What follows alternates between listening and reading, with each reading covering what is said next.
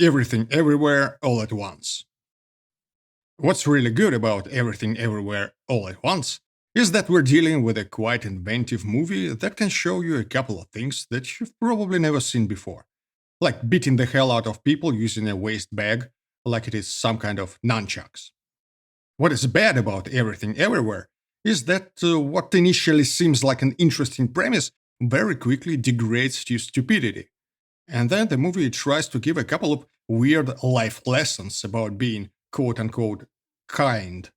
Lessons that are quite dissonant with what you've just seen. The basic plot goes like this: the main character, Evelyn, is a Chinese American who runs a laundromat and apparently is not very happy with her life. A couple of decades ago, she left China, or maybe Hong Kong, it is not entirely clear, left China for America with her husband. They have a daughter, and this daughter is gay, which is very important because the movie mostly revolves around this fact. Their laundromat business is being checked by the tax authorities because Evelyn submits her personal expenses as business expenses and essentially pretends that she's not very good at math. The complications with the IRS, combined with her dissatisfaction with life in general, leads to some sort of a mental breakdown when she starts seeing things and believes that she and half of the people around her travel to alternate universes.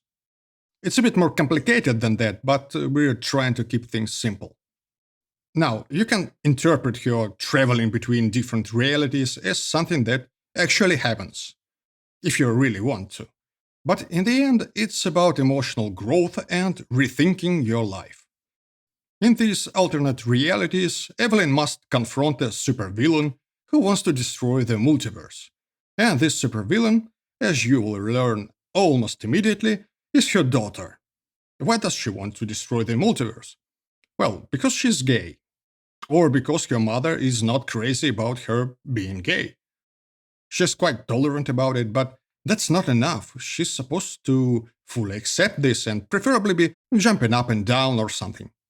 So this kind of rejection leads her to interesting conclusions. Or maybe it doesn't because all of this happens in Evelyn's head. Anyway, Evelyn starts teleporting from one universe to another and sees different versions of herself. She also visits one of the realities where she never left China. And instead of becoming a miserable laundromat owner in America, she became a huge movie star. So the film literally tells us that relocating to the United States was a huge mistake. She should have stayed in China. Jumping from one reality to another is a quite interesting process because it is not the body that travels but consciousness. Well, obviously, it's all in her head. And the traveling mechanism is activated by disrupting the normal course of events by doing something unpredictable. This idea of doing unpredictable things quickly escalates to people sticking random objects up their asses. I'm not kidding right now. So, halfway through the movie, this concept of traveling to alternate realities becomes absolutely irrelevant. You already know that essentially it was all the dog's dream. It is not about moving your consciousness across the multiverse. It is about a middle-aged woman being unhappy with her husband and her life in general. And most importantly, not happy with her daughter being gay. This is it. You can wrap the movie up at this point unless you're planning to introduce something interesting, something smart. Everything Everywhere doesn't do that.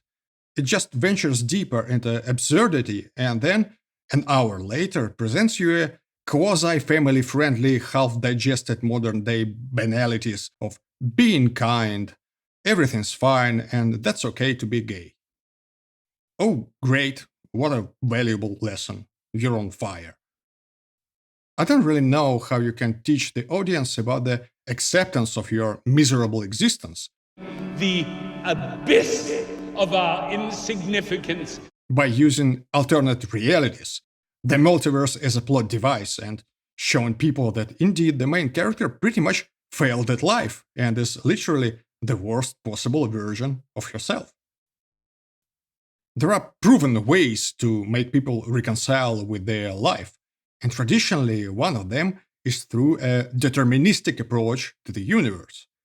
It is all part of the plan. This is the best version of the world possible because it is the only version. Something along these lines.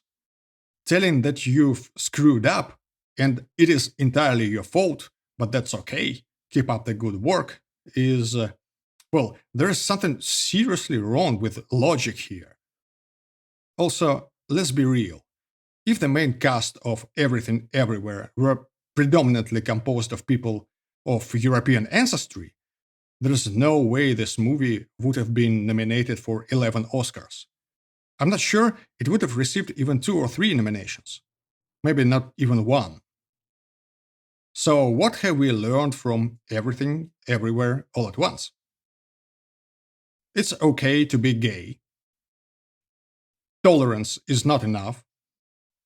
You should pretend to be nice when dealing with tax authorities. China is the land of opportunities. America is the land of broken dreams. The universe is hostile. Be kind. In the end, Everything Everywhere All at Once could have been very good if it wasn't profoundly stupid and dominated by a couple of banal and questionable ideas.